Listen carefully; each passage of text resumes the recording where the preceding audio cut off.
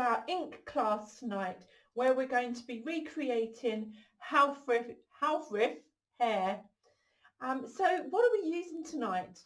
I've chosen to use cold pressed watercolour paper. You can also use hot pressed paper as well for this. And the difference between the two, cold pressed paper has a texture to it and hot pressed is smooth. Okay, I'm also going to be using Indian ink. I've got my little jar of Indian ink here and some fine liner pens. I'll be using a 0.5 and a 0.1 nib size, a pencil and eraser and a ruler. So we're going to be starting from scratch, showing you how to use the grid method to sketch out your hare. I've also got 2 cups of water and some tissues, and finally my watercolour brushes, a size 12 and a size 6. So that's our tools. Let's get started. Okay, so you could just freehand draw your hare, or you could grid out, which gives still freehand drawing, but instead of drawing being faced with the whole thing, you're just focusing on a little box at a time. So cleverly, because I have an app, it allows me to do this grid on my phone, and then I print it off. If not, you could just print it off and draw your grid with a ruler. And all I need to do is make sure these are square and what I draw are square. Otherwise, we're going to change the shape of our bunny. And the easy way to do this is to count how many rows we've got going down. 1, 2, 3, 4, 5, 6. I need 6 lines down. 1, 2, 3, 4 across. The easy way is to use the width of your ruler. Rather than measuring, if you don't mind it being a slightly different size from your printout, you can just use your ruler and very lightly with your pencil, just draw your grid. 1. You want to be able to erase these lines afterwards, which is why I'm telling you to do it really lightly. 2. 3. Oops. 4. 5. And 6. And 6. I've gone a bit wonky, but it doesn't matter. And then I'll do the ones across. So starting at the edge of my masking tape, I'll come for the vertical lines. 1. So I use a HB pencil or a H pencil because they're lighter. Don't use a 2B or a 3B or a 4B because they're very soft and you'll get, oops, I can't see that one. Let's do that one again. I went so light I can't see it. There we go. 1.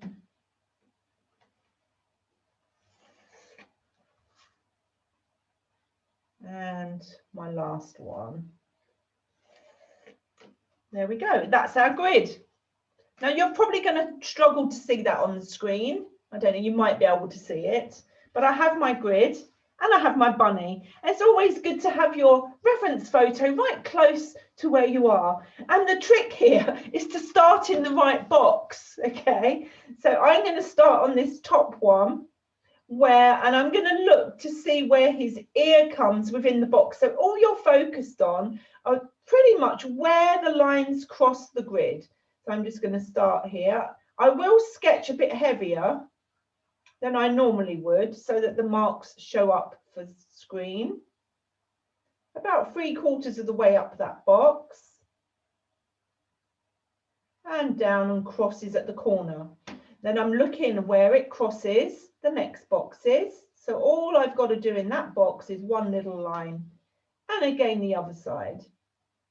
So as I say, this way you're not faced with the whole picture.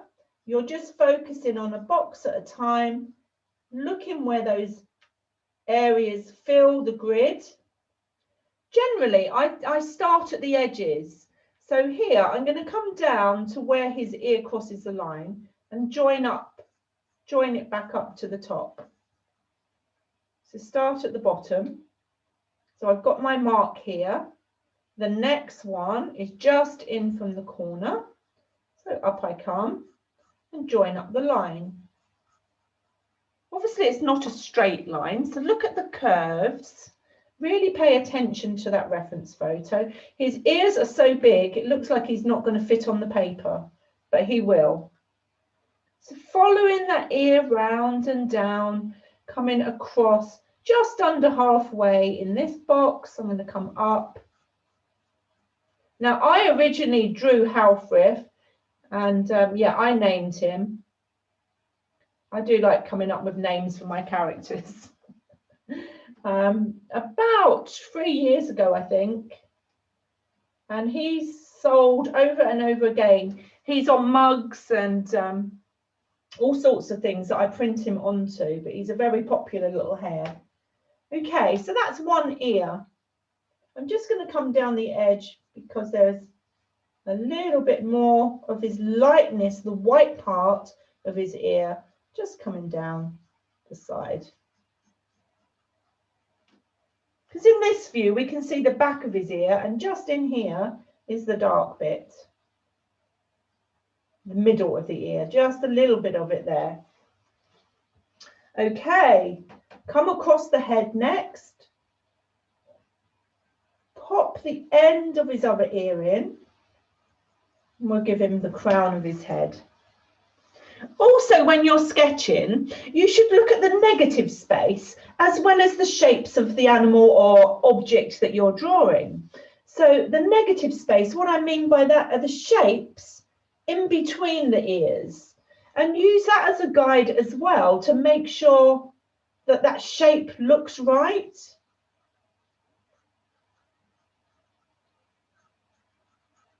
So I'm all the time looking at that negative space, the bit that's not part of the bunny, and making sure it looks sensible. There we go. Just coming across the corner there. And I thought it would be good if I send the grid out, then we're all using the same grid as each other, rather than people gridding it their own way. There we go. He's been bitten, I think, our hare, because he has a little hole, a little tear in his, oops, where is he? A little tear in the edge of his ear, bless him. He's been in the wars. Coming down. Look where the lines cross. I'm looking at the shape here. I'm looking at this triangle that's left in the negative space in that bottom grid of his ear.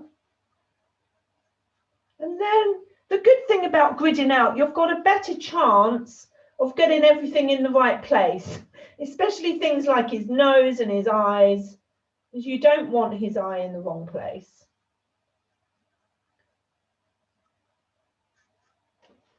So one big wide ear because of the angle of his face, and it's slightly tilted over, and one nice straight ear. Okay, where are we going next? Let's come down his forehead and to his eyebrow. So I'm going to look where his eyebrow meets the line, just in from the corner.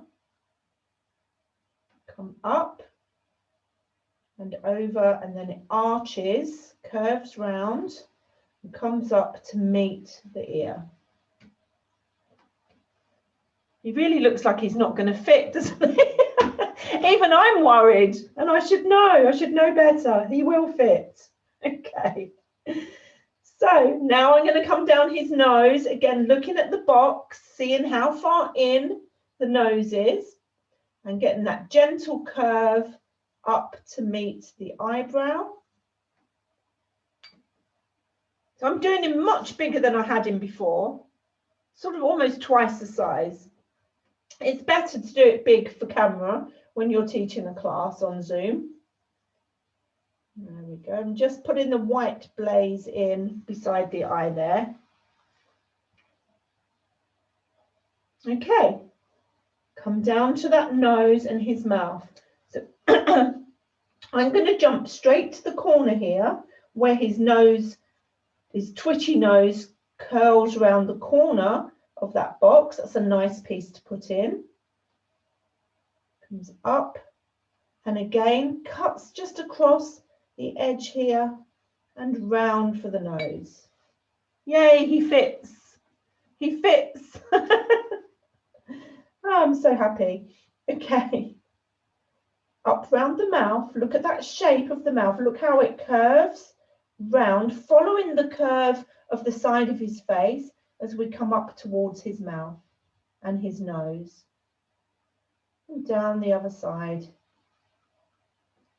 Just below that line.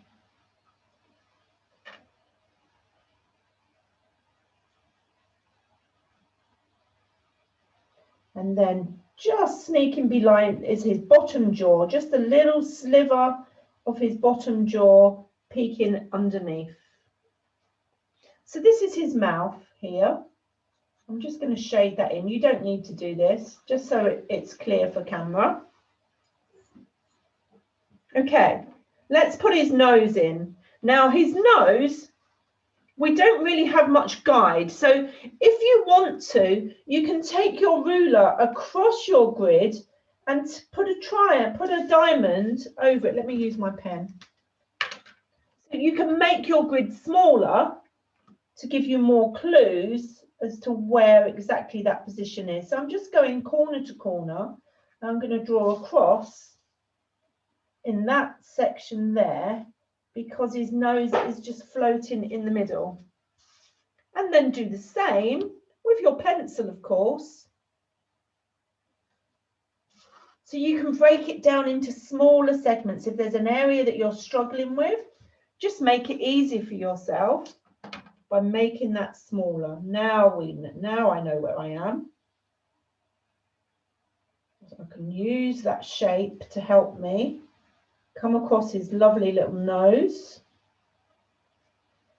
Looking where it falls within that smaller section that I've created.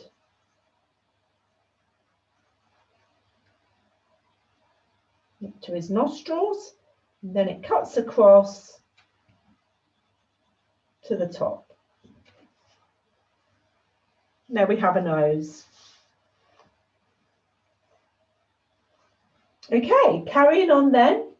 You don't have to do it in the order that I'm doing it. Just have fun with it. Just look at that. Keep your eye referring to where things are in these boxes, and you won't go far wrong. There we go. Creating his lovely pouch of his mouth there. Coming up, and then we're coming towards the eye now. Again, if you want to section that box off further, if you feel you need to, if you need a few more clues. I'm not going to do that. I'm just going to have a look. How far down does his eye start? Come across that curve. And then I'm going to position from this line up his snout. I'm going to come across and shape that dark section under the eye. So I'm framing the eye. I've got something to work with now. And come up. The shape of the eye is important. Look how quite straight up the eye comes on the left-hand side before it then curves over. And because our bunny's looking at us, his eye is round, is a ball, isn't it? Our eyes are balls. Here's a ball. This is crystal, actually. My daughter sent me. Beautiful crystal. But it's really handy to demonstrate the eyes. So the way we're looking at our hare, his eye is protruding further than the marks around the eye. You can see the edge of his eye, which is catching the light. Let me put that back somewhere where it won't roll away. So coming in following that curve of the eyeball itself as it comes towards our vertical line and round. I want you to pay attention to the gap, the white fur that falls between this mark here and the mark around his eye. So we can gauge that we get that in the right place.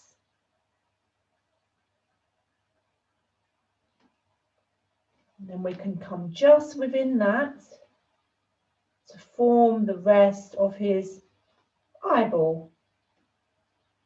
Come round, comes quite straight, and then curves again round the bottom.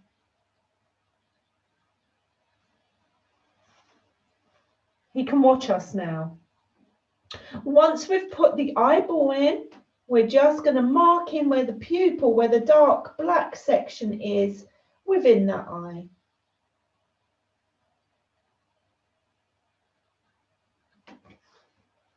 There we go. I'm just going to pop back to the other side a second, because again, the angle of his head, we can't see much of the other eye at all. We can see his eyebrow, we can see some eyelashes and eyebrow hairs. But if you look really closely at that reference picture, just under his eyebrow, there's a little dark line where the edge of his eyeball is protruding.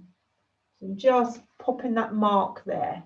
That's all we can see of his eye. So only draw what you can see, not what you think you can see.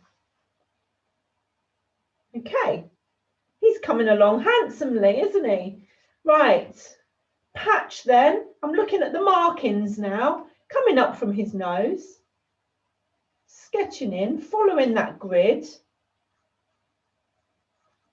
popping in those darker areas of his fur, coming up his nose and up his head.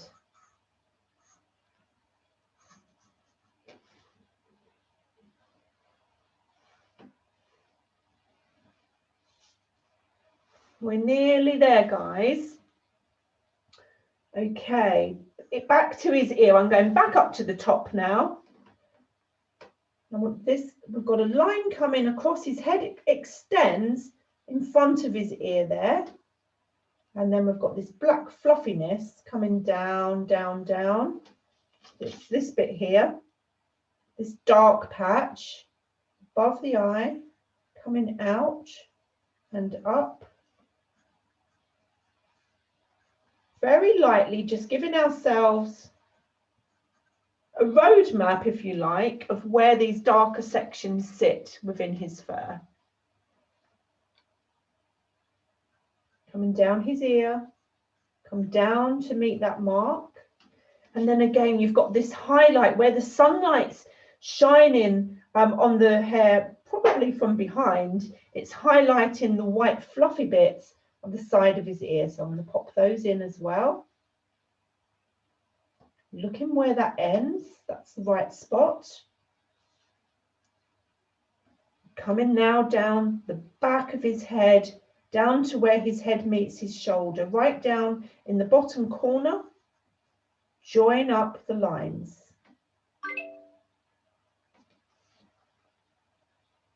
You're going to see what that noise was in a minute, in case it's someone trying to get on the class. Coming down the bottom again, round the base of his head.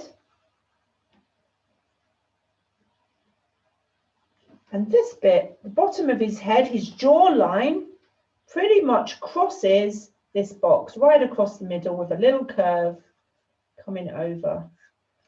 So he has a head. He's just too cute. He's a bit too cute for a hare. Okay, over his shoulder and off to the side of my paper. That's where we're going to leave him. And then his chest just comes right by this line, actually, right here.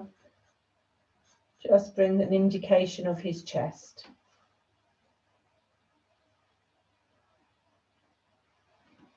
The last thing I want to do before we go on and talk about our ink, and we'll have a little practice with the ink first, is just again mark in this dark section that's coming under his eye and around his mouth here, around his cheek. We've got this dark section crisscrossing and coming up around the back of his eye. Just an indication of where it is. It will help us later.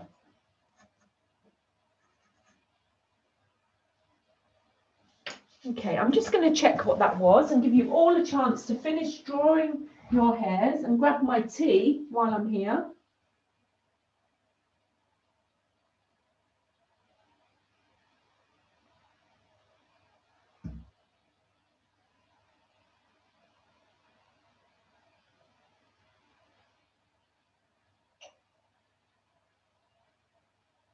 It's very odd. I'll be with you in a moment, guys.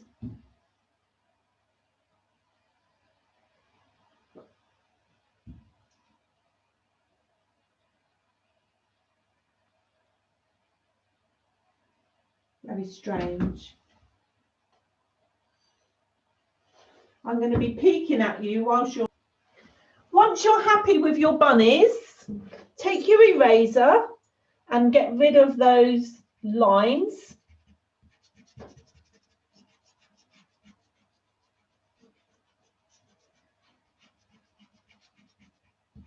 That's the downside of drawing a grid.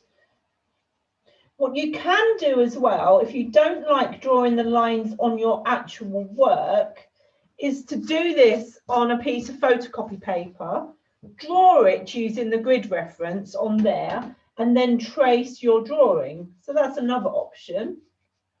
Then you don't have to rub out all these lines. It's better to get rid of them now than once the paper's been wetted. You can erase, but it's more stubborn where it's under the ink.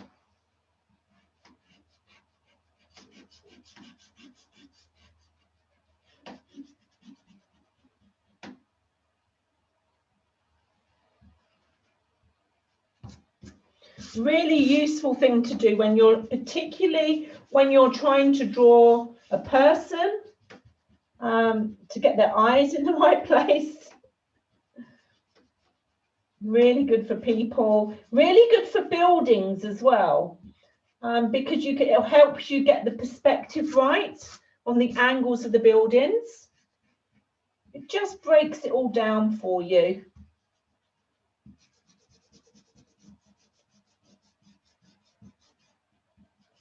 Or you could just trace it. Print off the reference photo and trace it.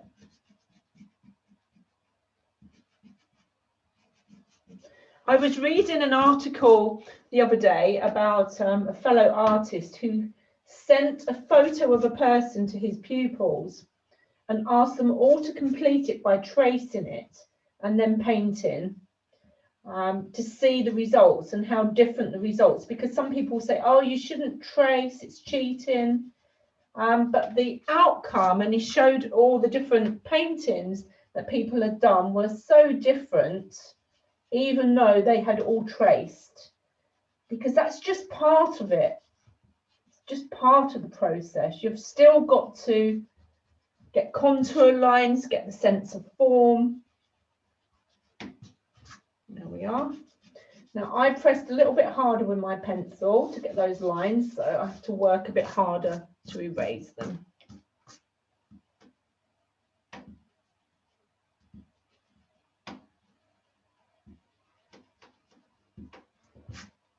Nearly done.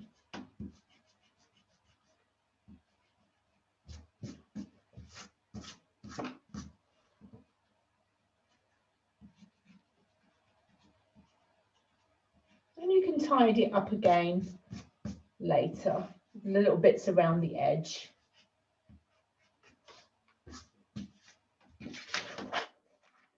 rid of all that dust.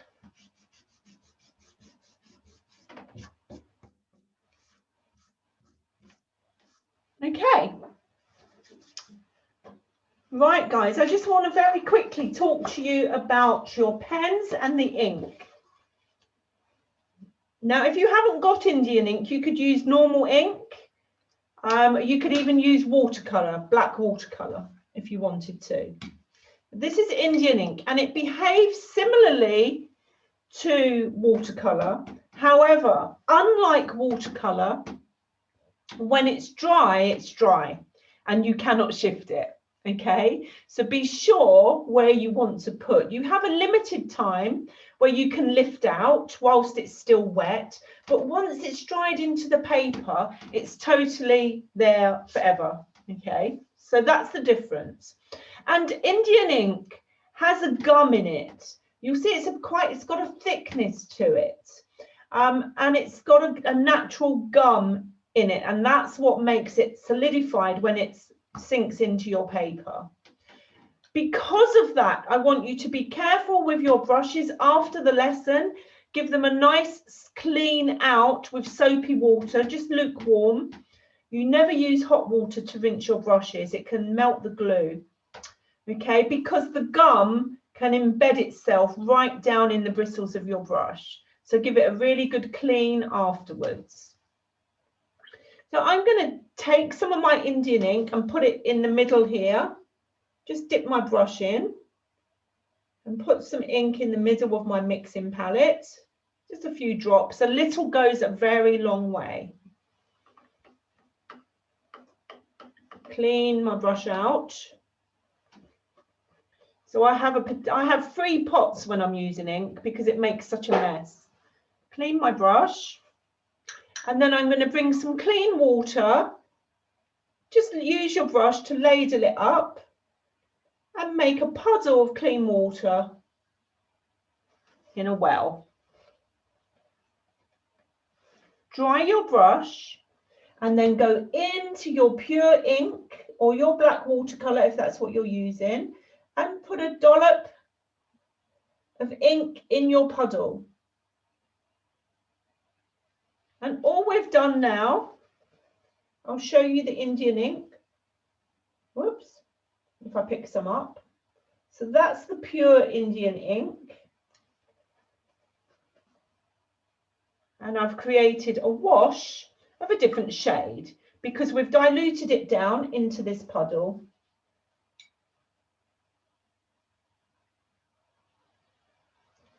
This is still quite dark, but it's more watery and you can play with it for longer. Now we're going to do it again. Clean water into another cell or part of your plate. Load it up, lots of water, 3 or 4 loads of your brush. And then we're going to go from the puddle that we've just made, pick some of that up with your brush and drop it into the new puddle. So we're making an even lighter colour.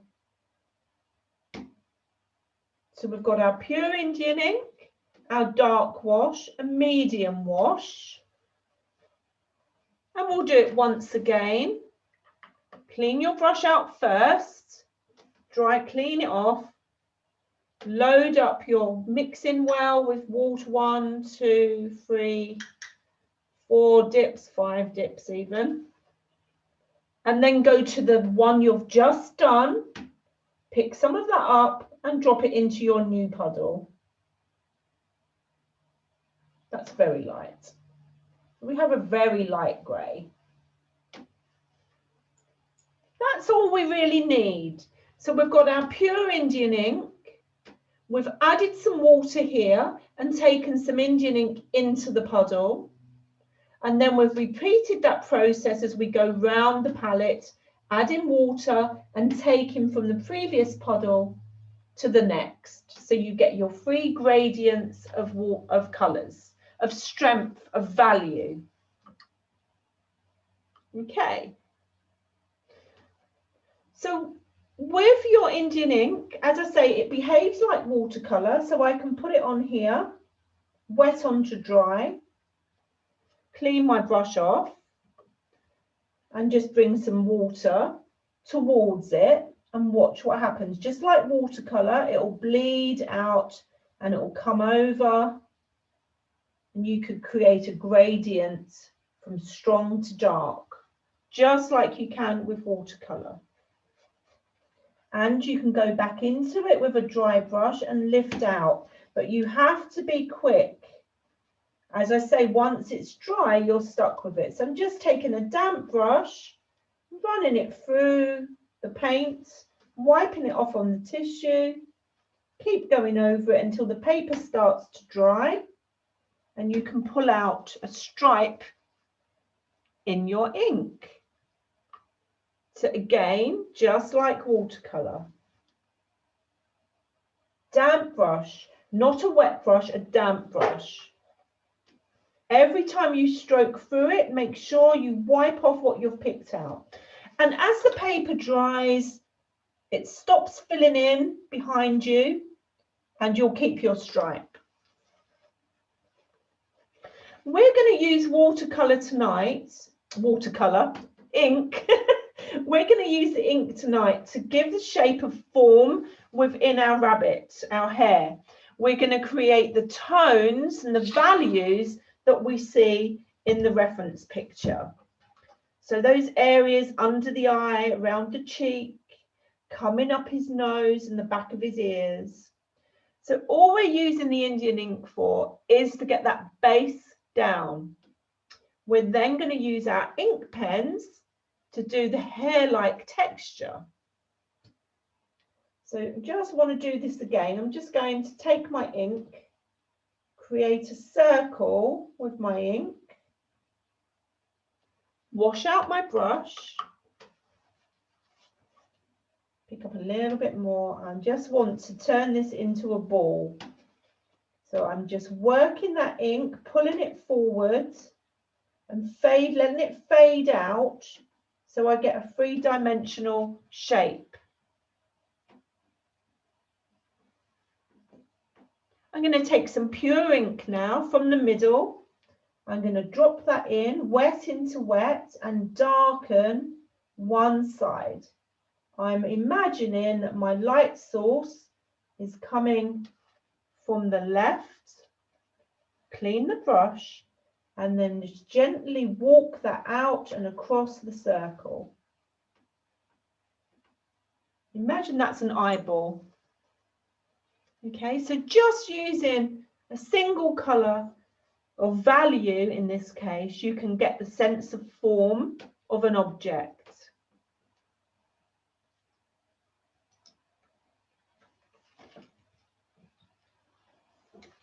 As I say, our ink pens themselves, we're going to use to create the texture of his fur. So we're going to use them much like a pencil to work over the top of the ink and sometimes the white paper, because the highlights, like here, we're just going to let the paper be the highlight. So all the white areas of our hair, we're going to let the white of the paper work through. So I'm going to imagine this is, I don't know what it is.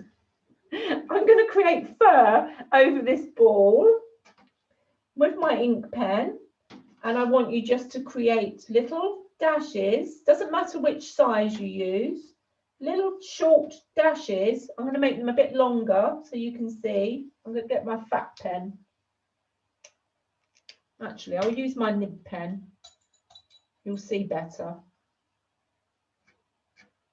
So you're going to create fur-like texture just with the mark that you make with your pen.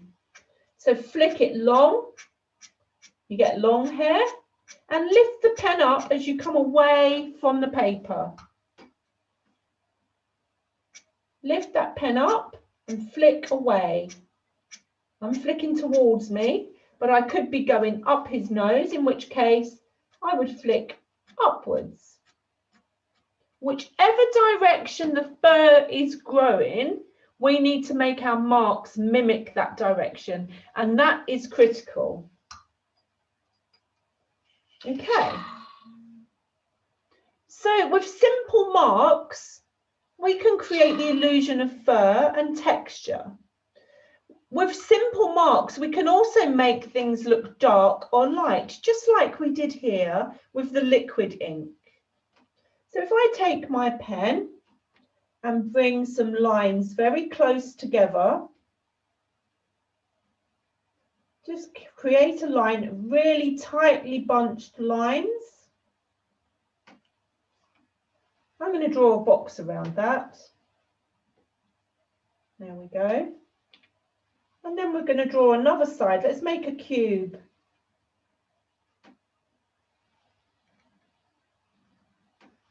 So this is the dark side. And if I want that darker still, you can do, so this is called hatching. If you want that area to be even more solid looking and dark and shaded, you can take your lines in another direction and cross over them. Tie it together again, bunch those lines up, and we're creating a sense of form just from using our pen. Let's imagine that our light source is coming this way, so our overhead light is coming straight down our cube. So this is going to be dark, and under here, well, let's make this one a little bit lighter. So we're going to do the same thing, but we're going to leave bigger gaps between our lines, much bigger gaps, and we can cross them as well.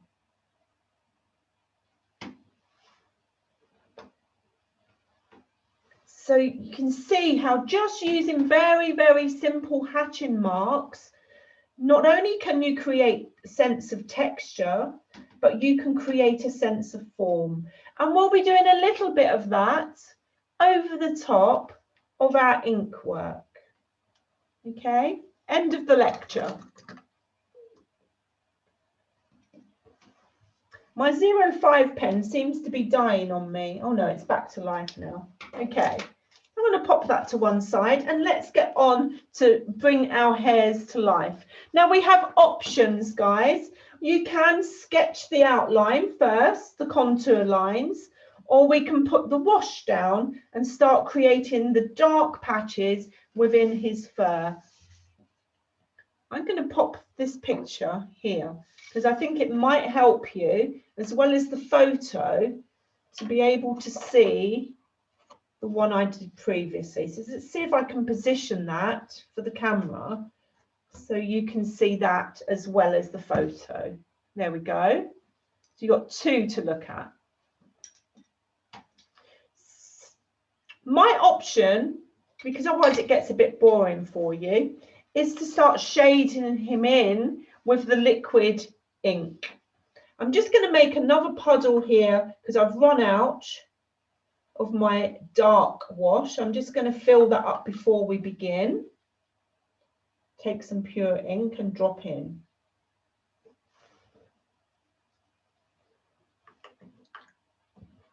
A little bit more in this light one. Just take that into there and then that into there. Okay, so we're going to work light to dark and we're going to start with a very light wash. So get your watercolour brush, pick up the lightest colour, and we're going to start at his nose. Just paint on his nose. It's going to look very light. And we're going to bring our brush up his forehead, up his nose, just putting on this light wash in the areas that we can see are darker. Come up to the top of his head with this lovely light wash. Just a tint, just a hint of colour to start with. Now I'm going to come around his mouth. So starting at the edge of his cheek, pulling my brush in, thinking all the time about the direction of his fur and the way it's growing around his cheeks, around his mouth. Being careful to leave some white paper between his nose and this line. Very light wash. And then again, the other side of his mouth, there's a little triangle of light, of colour, of value there. One thing to be aware of with any kind of watercolour or ink painting, when you stop painting and you lift your brush up, you'll always get this little puddle where you've had pressure on the paper. When you lift up, you get that puddle. Don't worry about it. It will just fade in, self-leveling. It will sort itself out. Okay, back into our light wash. And now I'm going to come, there's a little patch near his eye, coming up,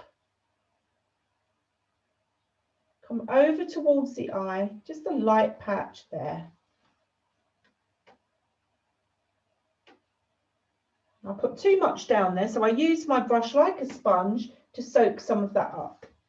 So we've got this little light patch coming across from the middle of his head towards his eye.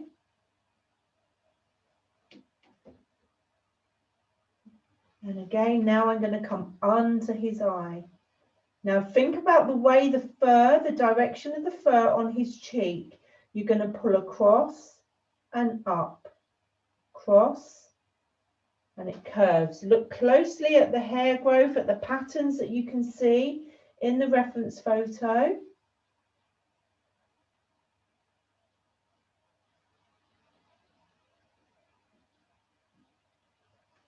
Just flicking that brush round. This is the very first colours that we're applying to our hair. A little line I can see running along and up his face as well. Keep coming up towards his ear. Look at the direction of fur growth. Now, Indian ink dries quite quickly compared to watercolour, definitely quicker than watercolour. So I want us to go back to the middle section before it dries too much, and we're going to go into our mid-tone, our mid-puddle. We're going to come over our bunny into the nose. Now this time, I'm just tapping my brush on, tap, tap, tap, putting that stronger colour on the end of his nose.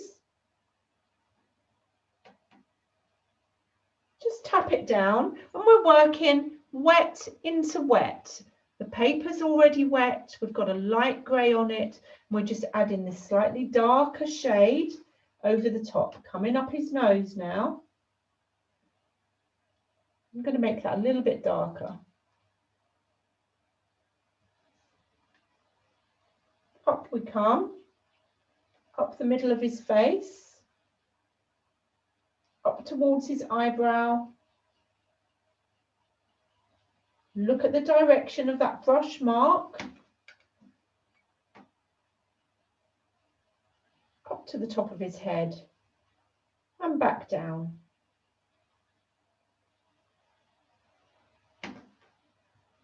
A little goes a long way. See, I did all of that without reloading the brush. Coming down his head.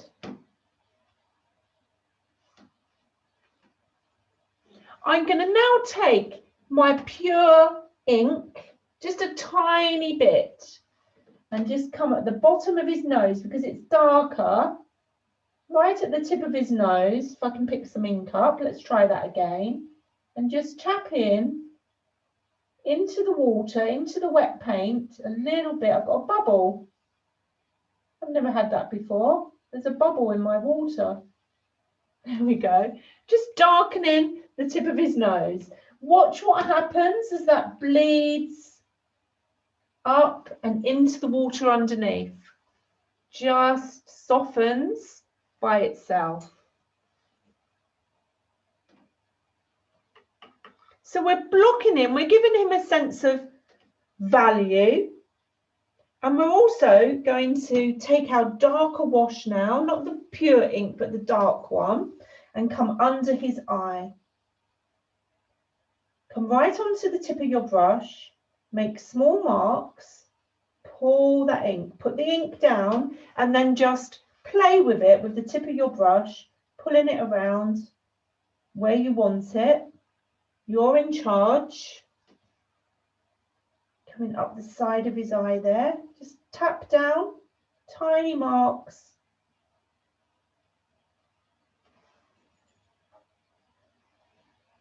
And the dark wash again, keep coming down around the side of his face here, around the side of his nose where we can see it's really dark. Tap that in, tap, tap with your brush to deposit a little puddle, and then just move it around with the tip of your brush. You don't want a solid line, you want a broken line, a little bit like hair in our hair.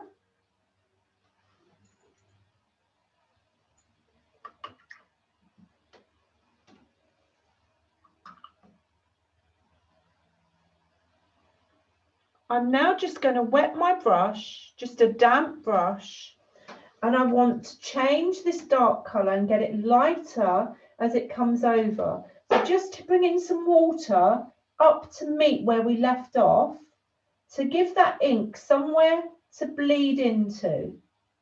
Just bring some water up to where you stopped, and it will soften that line. And instead of having a hard line that I had a minute ago, can you see how that softens? So just bring water.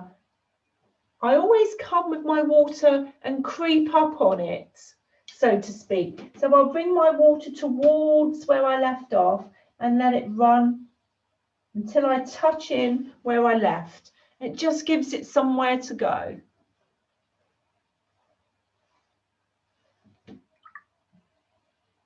Okay, let's continue with this, and we're going to go up his ears. Wonderful big ears. No, they're nice and dark. So instead of starting with the lightest colour, I'm going to use the middle. So we had pure ink, dark wash, medium wash. I'm going to go into the medium wash, wet on to dry, start at the base of the ear, and just follow the contours of his ear up. The hair growth is growing upwards, so our brush marks are going upwards. Leave a gap at the back of his ear for highlight where the sun is filtering through. All the way along that right hand edge, we need to leave the white of the paper and just work it back down. So all that from just one dip in the ink.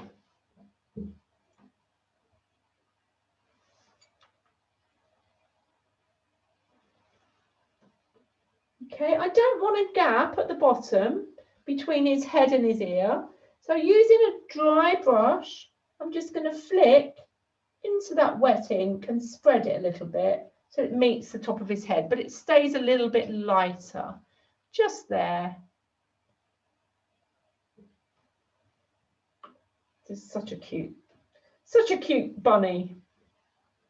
Same again on the other side. Use your medium wash, coming up the back of his head, up his ear, along that contour line. Keep your eye on the reference photo where it's darkest.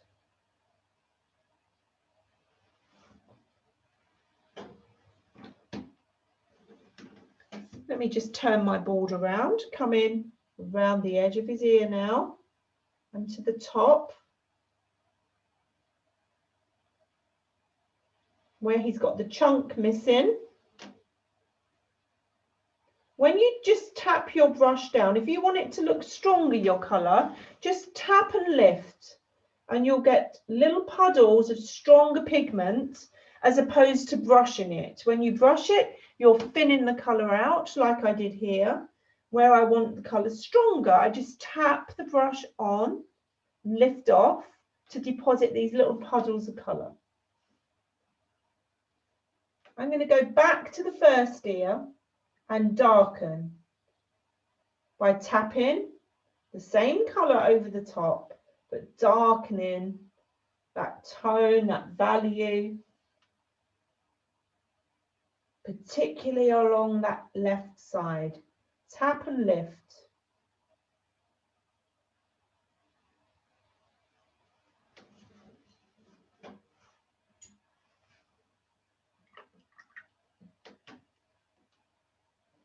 I just need to mix up a little bit more in my puddles because I've run out.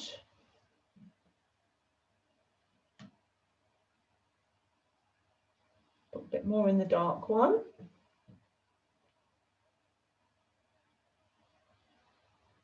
Okay. And my light one.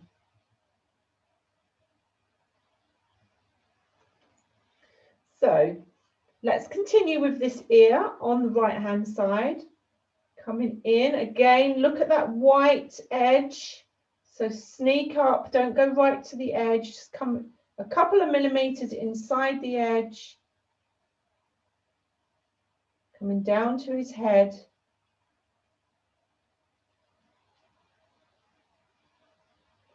I'm deliberately not going near the tip of his ear because that's still wet. If I go right next to it, the colour's going to bleed. So I'm leaving that for a little while to dry because I want that stronger tone there. So the rest of his ear, I'm going to take with a light wash. The middle bit here, lighter.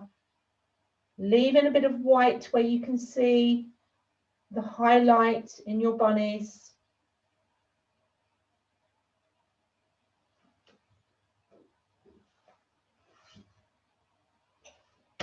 Again, I'm going to tap in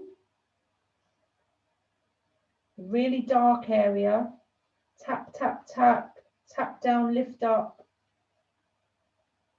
to darken that side of his ear. Now my table is tilted about 25 degrees.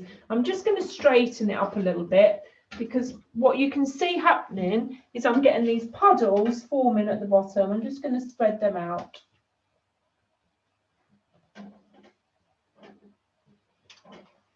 Okay, so we're starting to get some shape and some value on our bunnies for us to work our magic with the pen over the top. But there's still more to do under his chest. Be careful under here, again, because there's a highlight around the edge of his face. If you look at what I did before, you see this white band around where his head meets his chest. So make sure you leave a gap there. Mid-tone again, coming under his chin, into his chest, just coming along that line.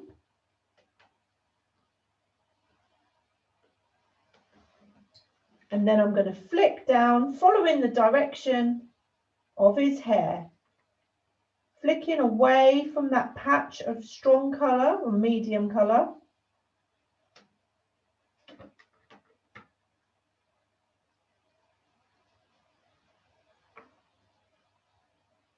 As I'm coming lower down his body, I'm going to leave some gaps between these marks for highlights, for lighter fur that's hitting the light. So we'll use the white of the paper, particularly on his shoulders. His shoulders are very light. The sunlight's coming from behind and above, so his shoulders very light. But just giving an indication with my brush of some fur-like marks.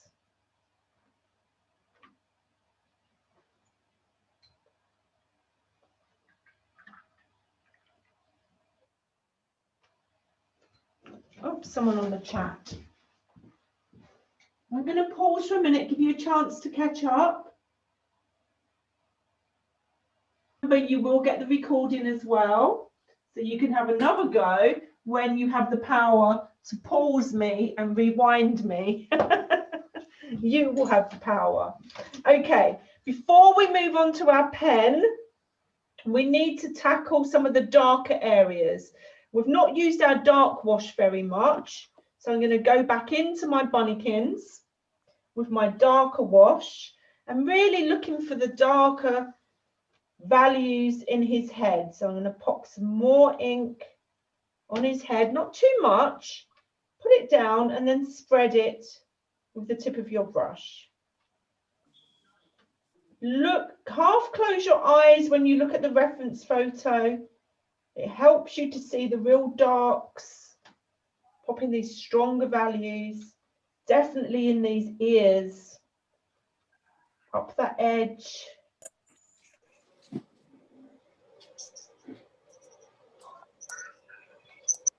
It's not the pure ink, it's the darker wash. The only time we're going to use the pure ink is in the real darks, like his nostrils. I'm just filling that out as I go up his ear, still using the same ink, but it's getting lighter as I go towards the tip.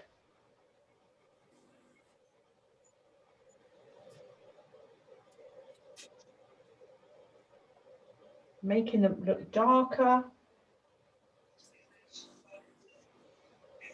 in this middle part of his ear, the big ear, and at the tip.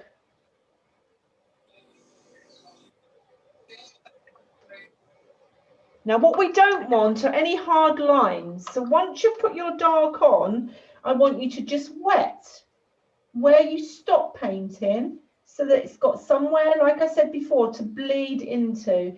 If your paper's dry, just add some clean water around the edges of where you've stopped painting. Give it somewhere to bleed into.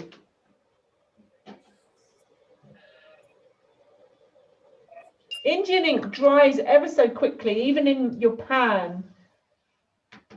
Okay, where else do I want him darker? Under his eye, a bit darker still, and definitely under his neck. There's shadow there. So I'm popping this dark wash, flicking it out, flicking it down, following the curves of his hair. Clean my brush off, work back into that colour and spread it out towards the bottom.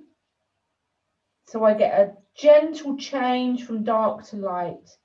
Just spreading it. There we go. Oh, I didn't mute people, did I? I forgot. Make sure I'm recording as well, yes. So back under his eye, where I've put that dark, I'm just going to bring some water to the edge so it fades out. So we've got a nice shadow, which is making his head come forward. Let's put in his little mouth. Now make sure when you're painting with ink or watercolour, the same applies. If there's an area where you want the ink to stay where you put it, make sure either side is dry first. Otherwise it will just bleed together. So I'm just coming in to his little mouth there. Dark shadow. And blending it out to his chin.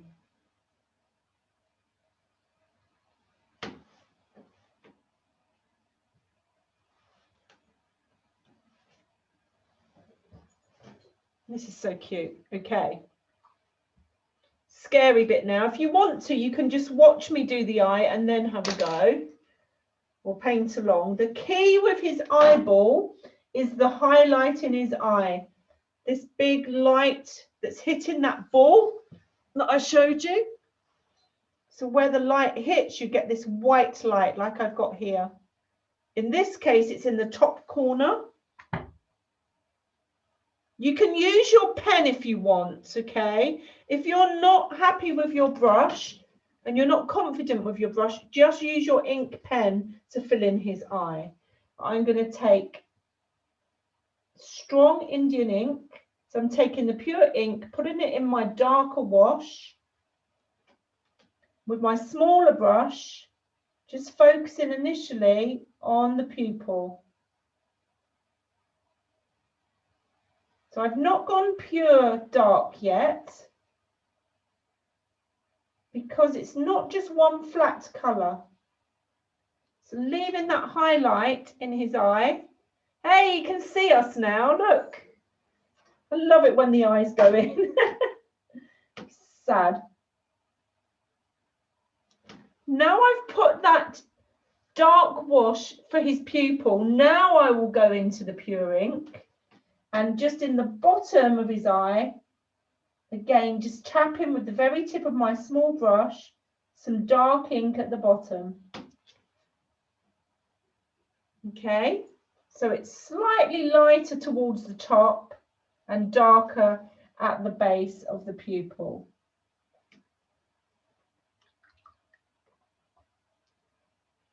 Going into my dark wash again, I'm going to create this area around the eye, the dark fur that sits around the outside of the iris, comes under the eye, it's quite straight there, and it doesn't come up quite all the way round, it stops at the top. I did it wrong when I did him. I was looking earlier, I made a mistake when I did him before. Tut, tut. And it does come up very thinly around the other side, very thin, fatter on the left, thinner on the right. Now he's coming to life.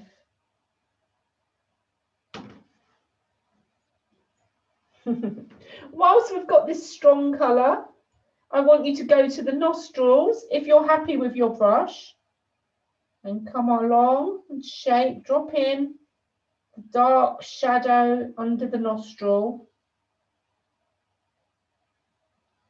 Comes down towards his mouth, up the other side. This is looking too cute. He's not looking wild enough.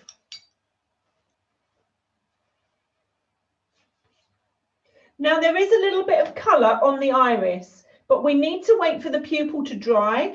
There's two ways you could have done the eye. We could have given it a light colour all over and waited for it to dry, but we've done it the other way. And remember I said Indian ink, once it's dry, it's not going to budge. So it doesn't matter which way you do it. I prefer to get the pupil in first. So we've got that pupil in. Wait for it to dry, and then we're just going to take our weakest colour and add a little bit of colour to the iris. Okay, you can put your brushes away for a while. And we're going to add the texture now.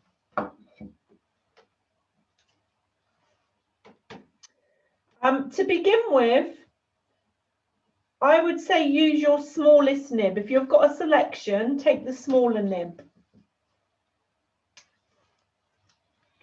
And this is all about the direction of the hair, more so than the brush. We're also going to go over our pencil lines, but using your pen like a pencil, sketching. He hasn't got a solid line around the outside. We want to break that up with little marks, little hatches. So I'm going to start over here by his nose. Just lifting off my pen mark as I come around his mouth. Coming up the edge of his face. Up we go towards his eye. So just breaking that line, so look, as if you're sketching with a pencil, lightly sketching. Don't do one solid line.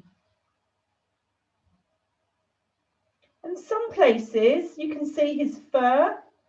So break that line up, a little flick. So I'm going to zoom the camera in a bit more for this bit.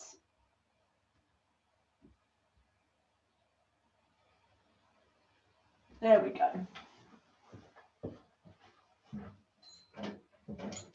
So we're just making him look fluffy and up the edge of his ear. So I'm using little flicks as I come up the edge of his ear.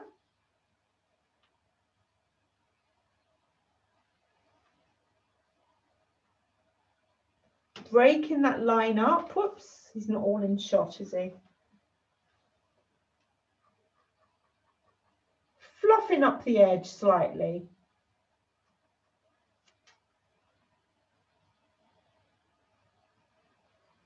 And along the back of his ear. Now, because the back of his ear is very light, I'm leaving more gaps in between my pen marks. So I'm bringing my little hair-like dashes, but there's a few more gaps in between to indicate that it's lighter on that side. So tighter together here, further apart there. And we're going to start with his contour and then we're going to come back in for some detail.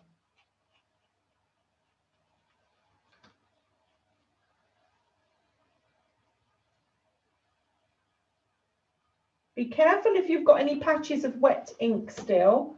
You don't want your nib pen going in the water. It will stop working for a while if that happens. It's my table creaking, not my bones.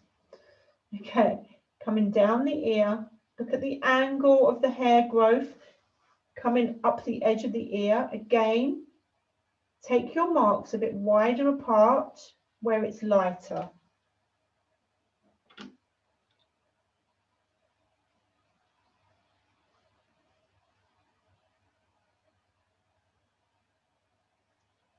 Down the back of the head, change direction.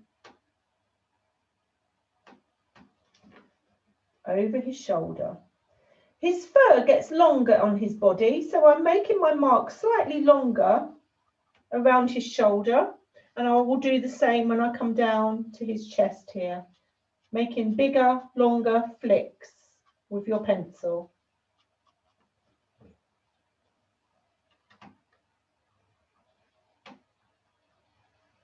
Under his chin and around the pad of flesh on the side of his nose, his cheeks.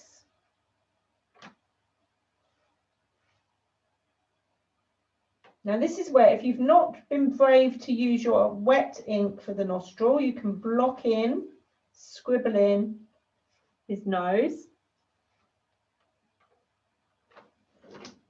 Last area before we start putting some detail in is around his neck.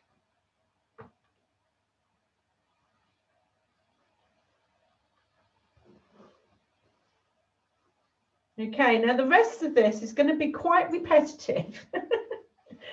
We need to create the texture in his fur. Oh, I've splashed my hair. So we need to bring all these little marks, let me bring this up even closer, in his fur to create the fur, focusing on the length of the mark. So coming up his nose, we're going to use very short little marks coming up, and around his cheeks a bit longer. But again, really focus on the direction that the fur is lying. And then on his back and his shoulders, longer marks again. So I'm going to start with his nose. I'm going to bring some lines coming up and around the curve on the front of his nose. Just little ones.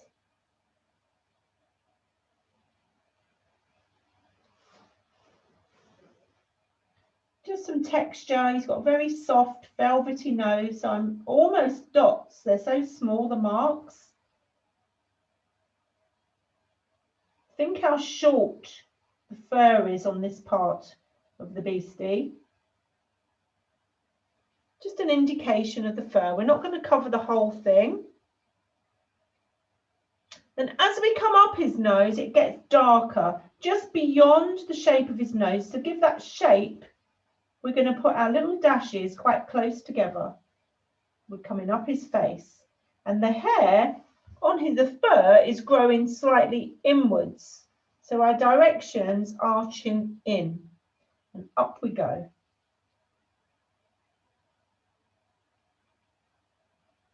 Short, because the fur is short.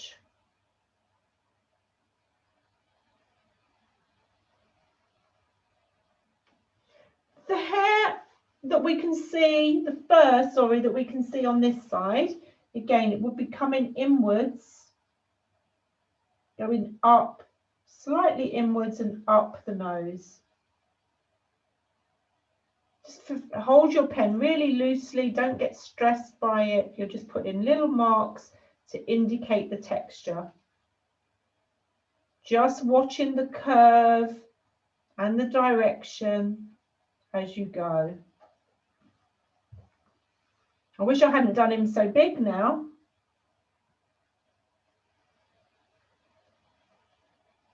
Half close your eyes, look for the darker spots, and where the fur is darker, up this right hand side for instance, I'm bunching my marks together, making them darker.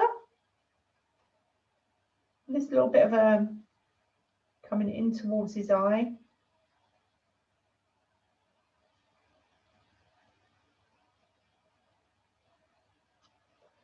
And as I come inwards, his face is slightly lighter, so leave gaps.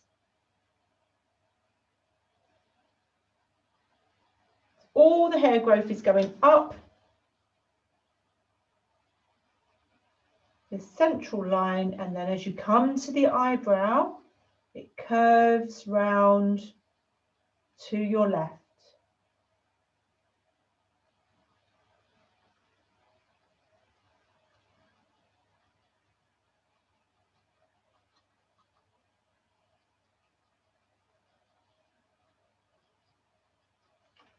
Now you could also, if you wanted to, if you feel that you've made him too dark, you could get some white ink or a gel pen and use that to bring some light back into him.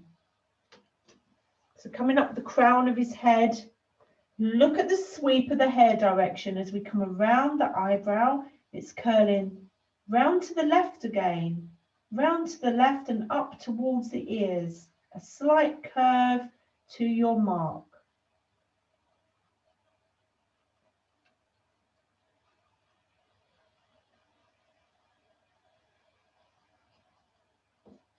You can also use your Indian ink again over the top if you feel that you need darker areas.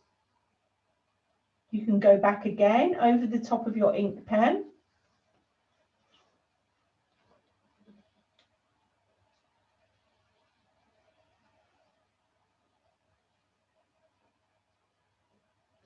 Where he's lighter, I'm really sporadic in where I'm putting that pen. I just want an indication of the fur. And where he's darker, I'm building layers.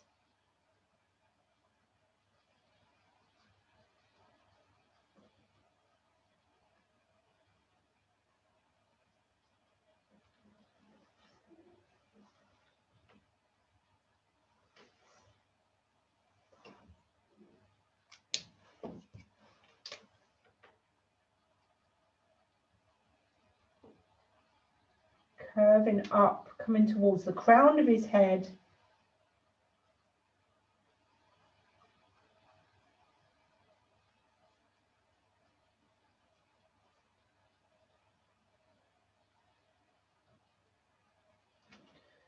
So we're creating the shape of his nose, if you look, by bringing the darker hair, thicker marks behind it, which leaves the shape of his nose.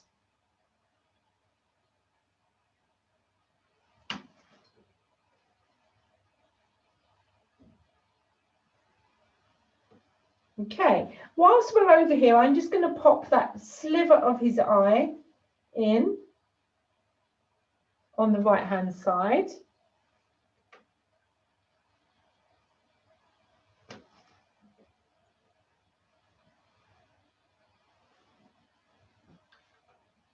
And we're just going to continue up. I'm going to work my way up his ears. Again, the fur's quite short. They're very silky and soft. I've moved to my 05 pen because it leaves a bigger, thicker mark for this very dark patch of fur coming up his ear. And just work, keep your marks very random. You don't want them looking like little soldiers over the top of each other.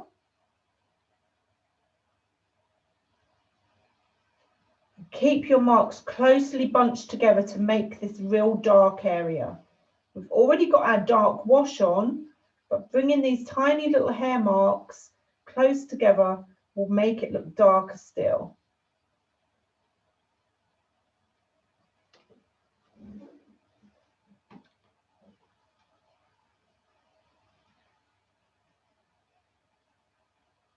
It's very short, so keep your marks short. Remember to half close your eyes when you're looking at your reference image, so you can see where it comes out of the real darkness and starts getting lighter. Where that happens, just spread your marks out a little.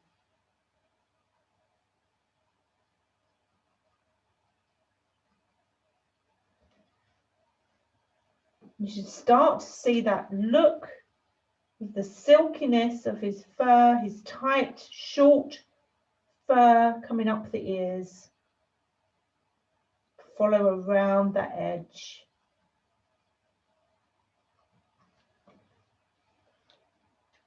And towards the back of the ear, spread your marks out. Just an indication, lots of gaps between, letting the light of the washes underneath show through.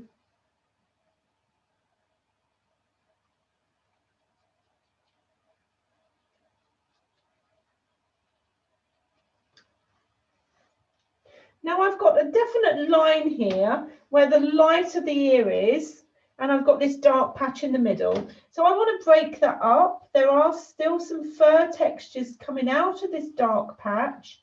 So leaving more gaps between my little marks, tiny as they are. Filling in some of the gap. I don't just want this white band. So I'm going to bring some small hairs even in the light area. Small little fur marks, very spread out.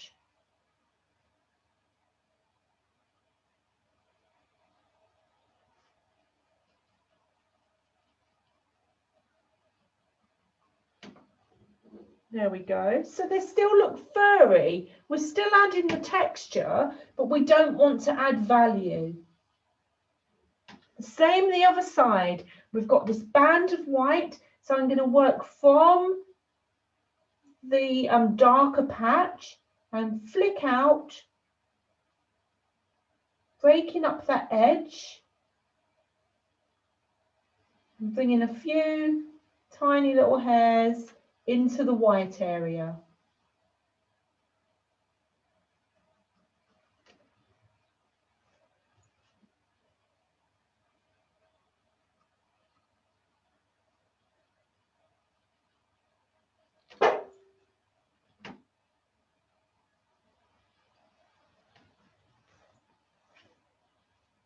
He's looking more like a hare now. I'm just revisiting the nose again.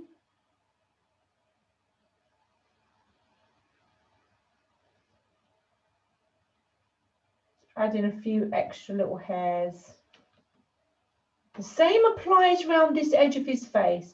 A few little marks in the white gaps.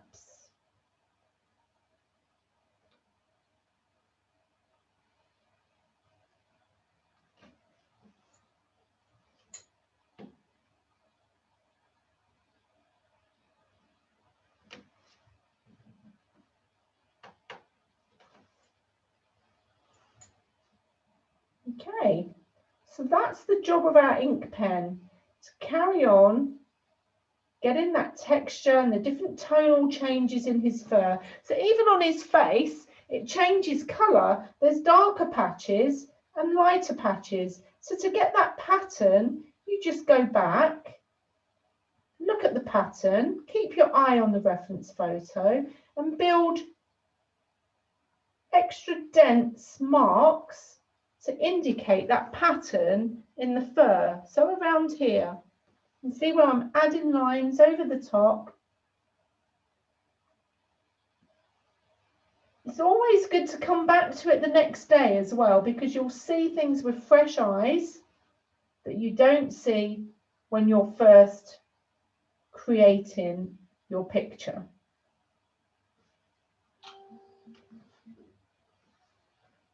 There's a few more tufts here, and then we'll move on. Keep half closing your eyes. It will really help you see those shapes. Don't close them completely though, that's going to sleep. And relaxing as this is. There we go.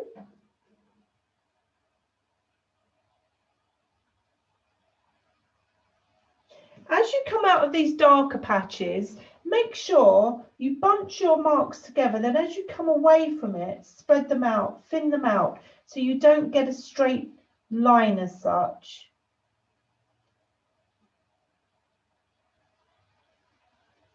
And coming into the white area now. Not so many marks in the white, but we still need some.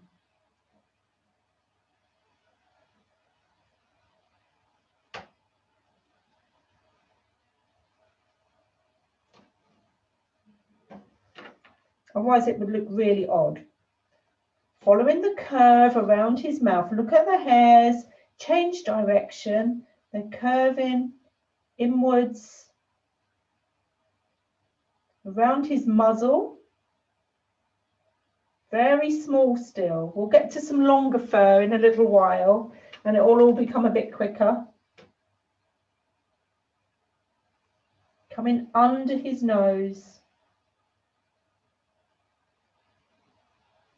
Look how those lines curve. They pretty much follow the curve of his mouth.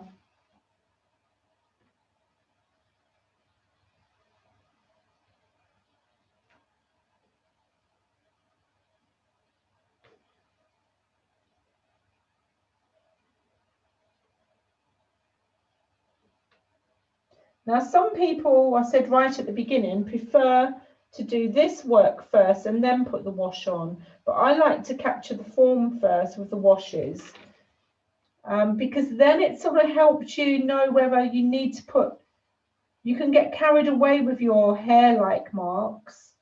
Having the wash there first helps you know, helps you put that value down before you put the texture over the top. He's got some little marks in here where the hair follicles are. So I'm just putting little V shapes, little arrowheads in around his muzzle where the whiskers are going to come out of. Just little V shapes. So there's his hairs. You just want to bring little V's, little arrowheads where those marks are. Whoops.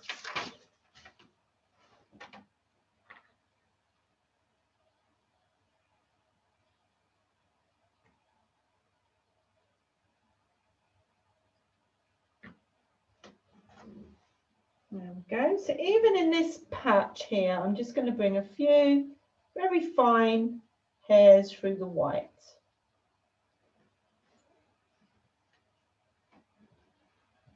It's sort of turning into a hare now.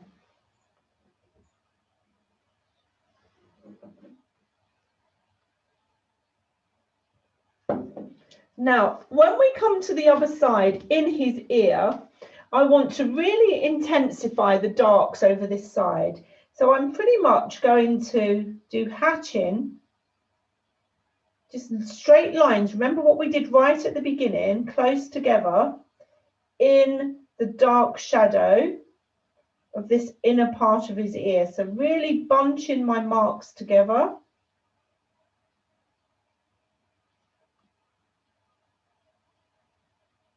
In this shadow area of the ear. Look how dark that makes it look. Okay. Look where the darks are coming down that ear. Again, keeping them really bunched together. Hatching. Hatching just means a series of lines. Getting the shape that's coming up his ear. I'm trying to see the third direction. Let me just zoom in. Oh.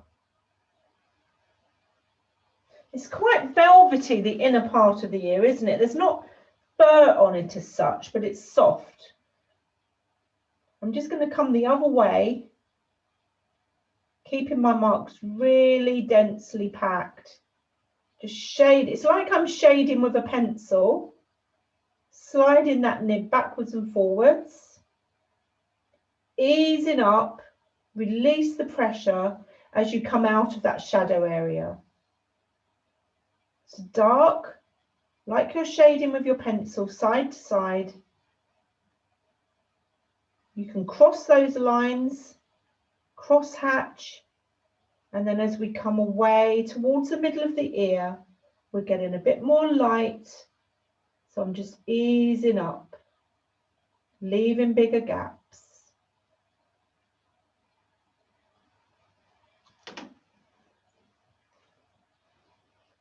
The same applies here. The fur on our ear is up the back of this ear, so you want to create your flicks like we've been doing up this left-hand edge as you come up the right-hand ear.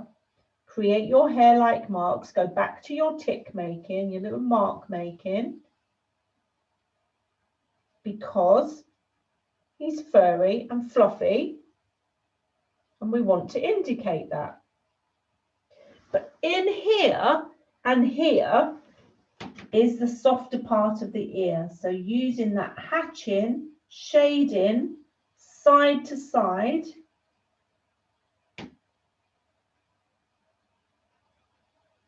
Around that top dark edge.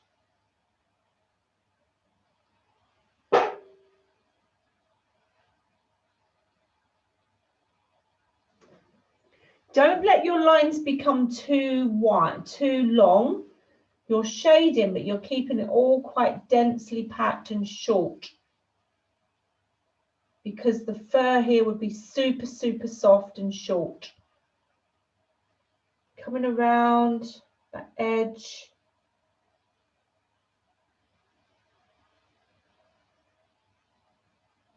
So it's a different kind of texture that we're creating here. It looks silkier and softer.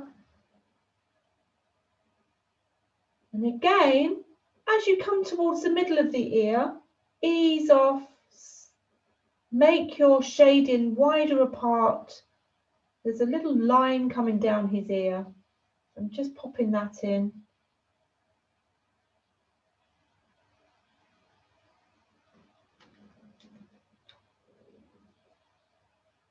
And then a few straggly, wispy hairs around this edge.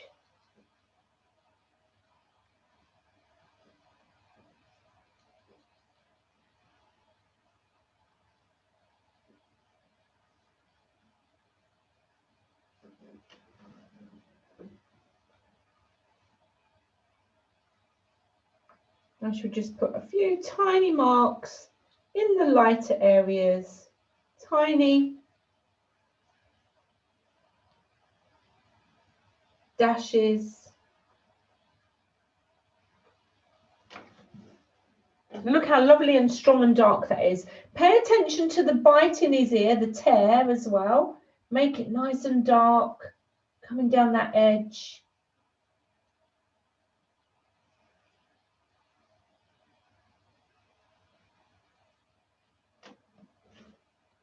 And there's a funny little shape going on here. Just in here, we've got this dark patch to one side and then a gap. Where does it come? Equal there, coming up again, keeping my side to side hatching really tight with this dark patch at the base.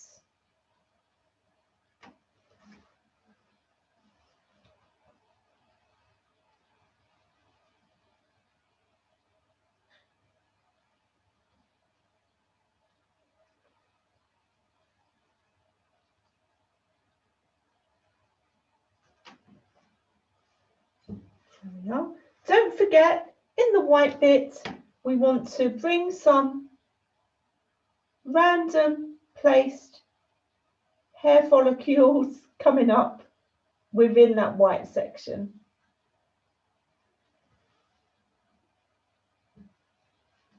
It's starting to come to life. How are we doing? Right. We have about half an hour if we extend by 10 minutes. So I really wish I'd done him smaller.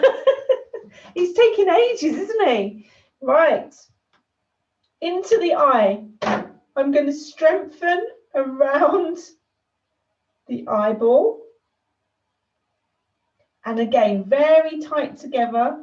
Little scribbles, little lines adding the fur and strengthening the edge, that pattern, that lovely mark like eyeliner that they have going on. And every now and again, breaking the line.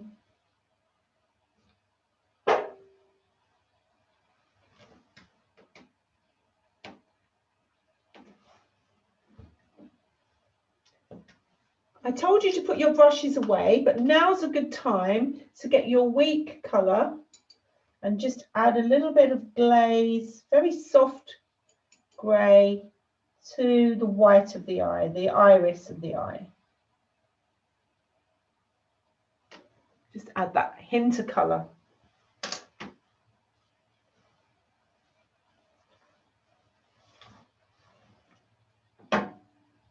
Pay attention all the time, I know I keep saying it, to the direction of the fur growth as well. Really look and think about what direction your little hair marks should be going in. And there's places where they change direction. So you carry on coming up his head where they're curving to the left. And then suddenly, when you come over to the ear, they change direction. They start curving the other way.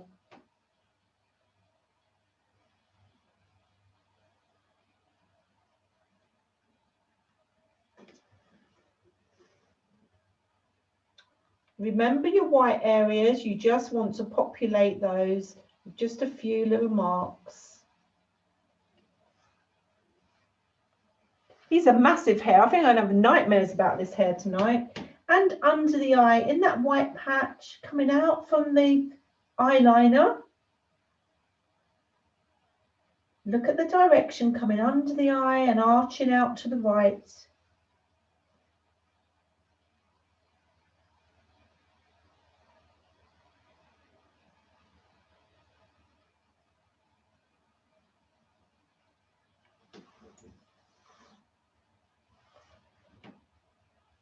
I wouldn't want to meet this hair on a dark night.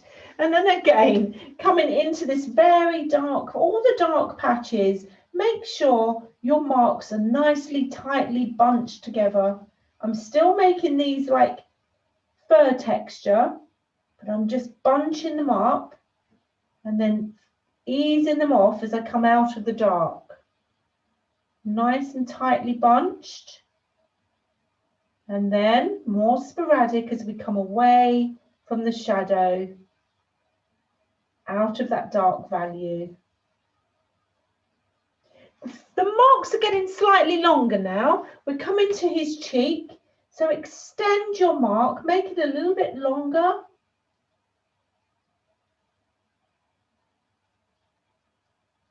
Keep looking at that direction, that curve.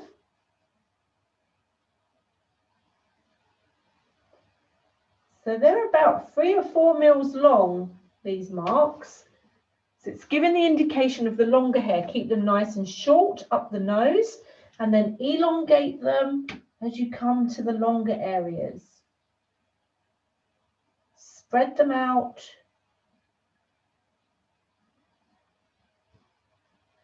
Look at the patterns in his face as you come round the cheek.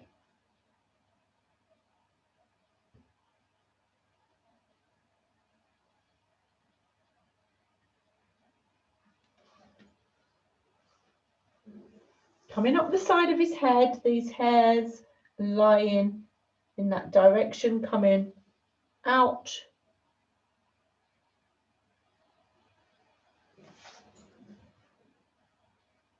I was trying to be clever then, bending my hand round, but it's not working.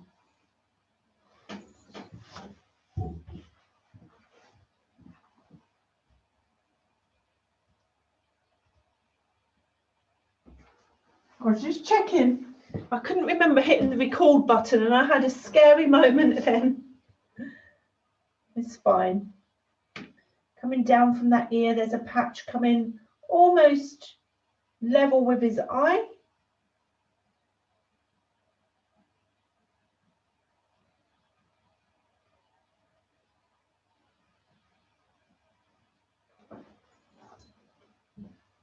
Then as you come towards, so all these marks are curving slight, very flat U shape as it's coming across the face. And then when you get round to the back of the head, they're curving the other way, curving upwards. So all these change of directions just to keep us on our toes. We're paying attention. Coming round his cheek. Really break up these patches. Swing your pen backwards and forwards to bring some little marks into the white areas. Give him that fluffy look.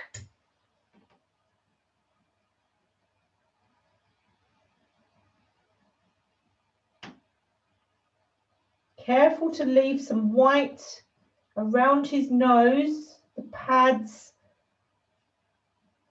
here. I've got a bit of a highlight there, so I'm leaving some white paper.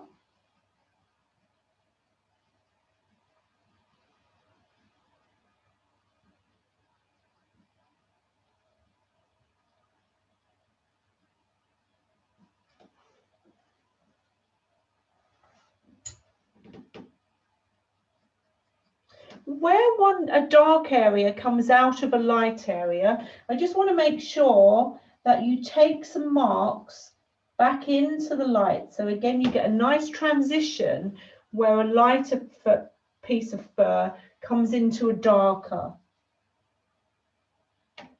This is a labour of love, so you may well, I know I work very fast, so I'm conscious of time and I want to get it all in the video for you when you watch it back later.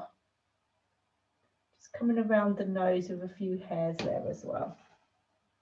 Leaving some open areas. Just a few straggling marks to indicate the fluffiness of our bunny.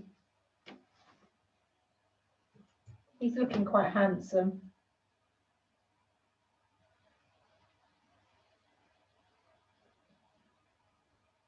I'm going into the pupil and just strengthening that dark colour.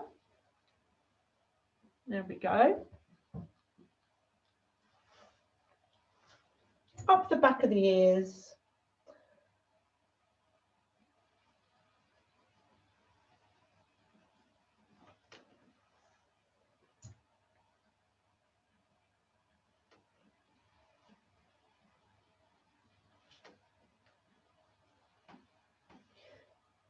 Now, one thing I get asked a lot is about animals with white whiskers.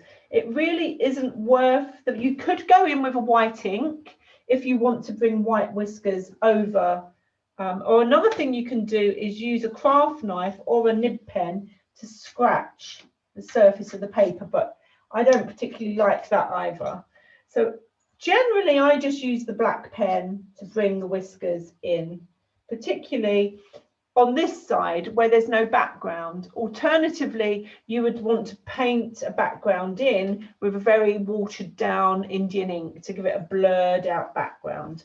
But I like him more illustrative, just against the white of the paper. Oops, who's that?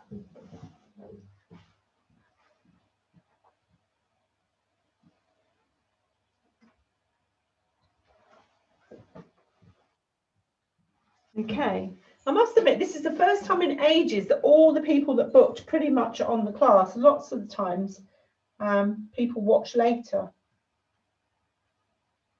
There we go. So don't forget his little chin, just under the dark of his mouth.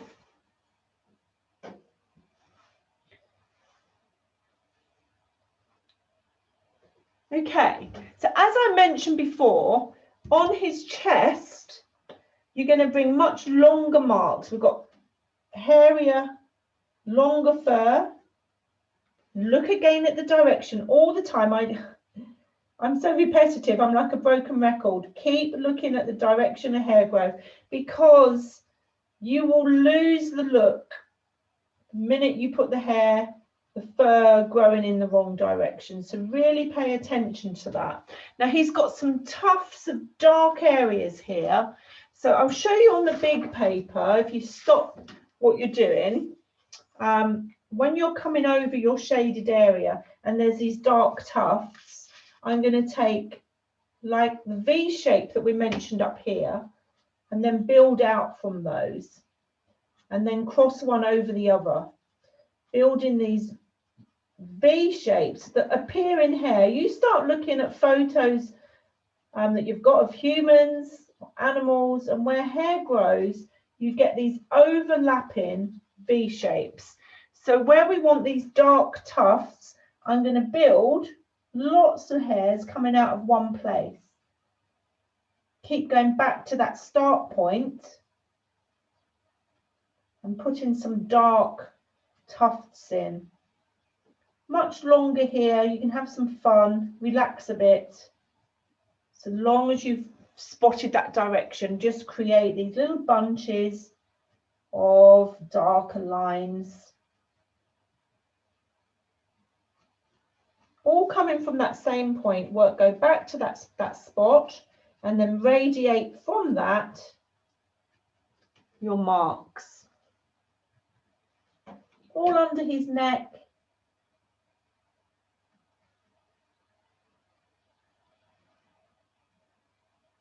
One other really important thing, guys, that's worth stopping for this bit is his head can look really silly against his body if we just leave it white and then go into the dark and carry on. No matter how good we are at putting our fur texture in, that head is going to look like it's been stuck on.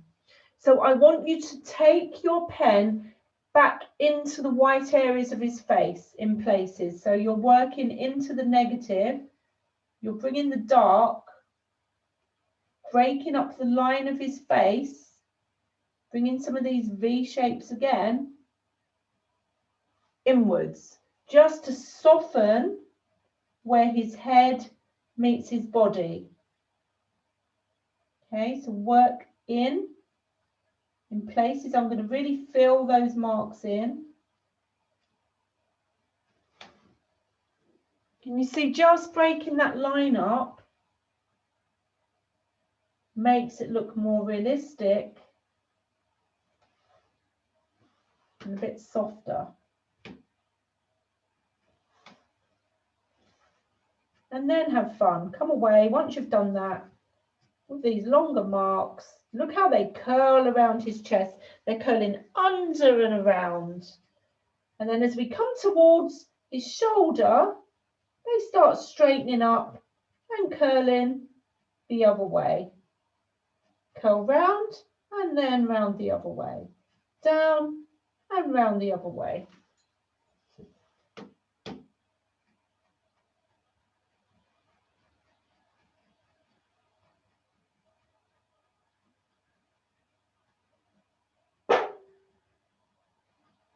Because we haven't put any wash on his back, it's always going to look lighter.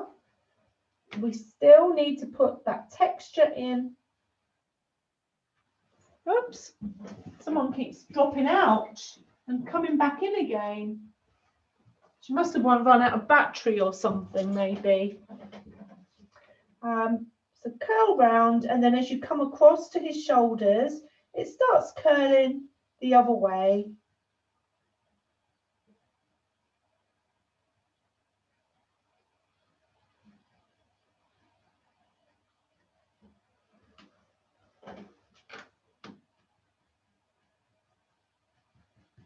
And then all we've got left to do are the really fun bits with his eyebrow hairs.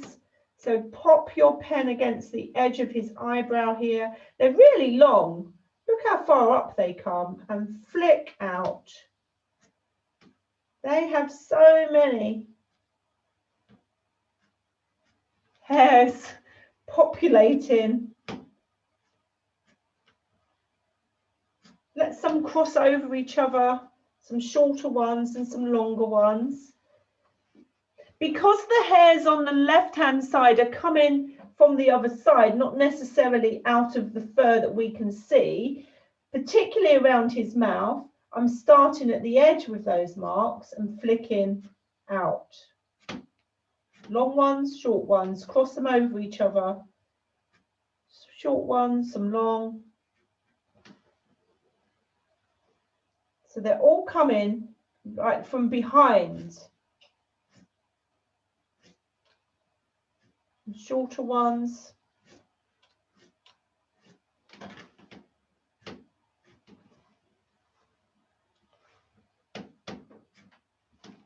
And then coming forward. Now these ones are coming out of these little V shapes that we put in his muzzle. Okay, so we know where that we can start them.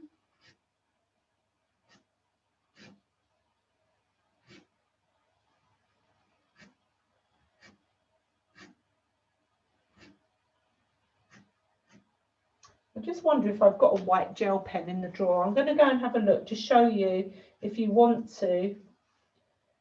There's another whisker coming right out the side of his face. And some eyebrows this side as well. Not so noticeable this side as these ones. Also out the bottom of the eye, just here, there's a couple of little eyelashes. Just from the bottom of the eye there. I'm just going to go and see if I've got a white ink pen. So I want to show you.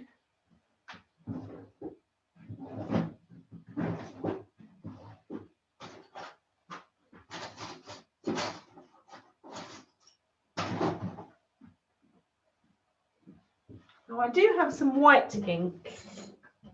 So let me show you with this. So if you wanted to, with a gel pen or a nib pen, let me just make sure that's washed before I dip it in here.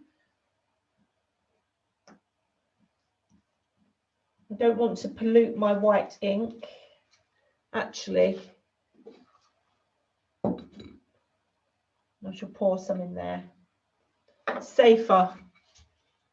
So if you wanted to, take a gel pen or some white ink, and you could bring, if I pick some ink up,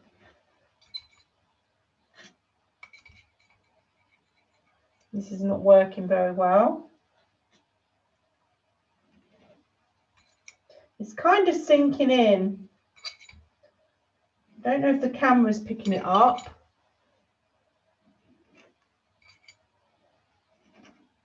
Or you could use acrylic paint. I can see it here, but when I look at the camera, I can't. Oh, here he comes. Can you see it?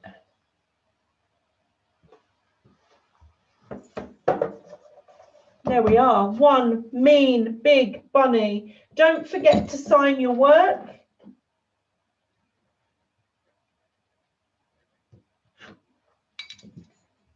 And pop it in a frame and adore it and show off to all your friends. There's areas that I would probably still work on a little bit. I just noticed a patch there. As I say, you can come back to it with fresh eyes the next day and see things that you want to tweak.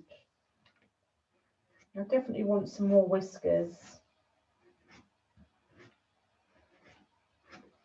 There we go.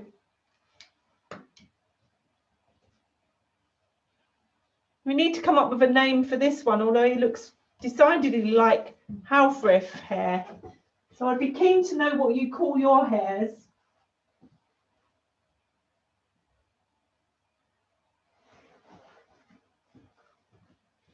Of course, the last thing you get to do is just remove, if you've taped it down like I have, be careful when you take your tape off, pull away from the work, and if it feels too sticky, heat it with a hairdryer and it will release the glue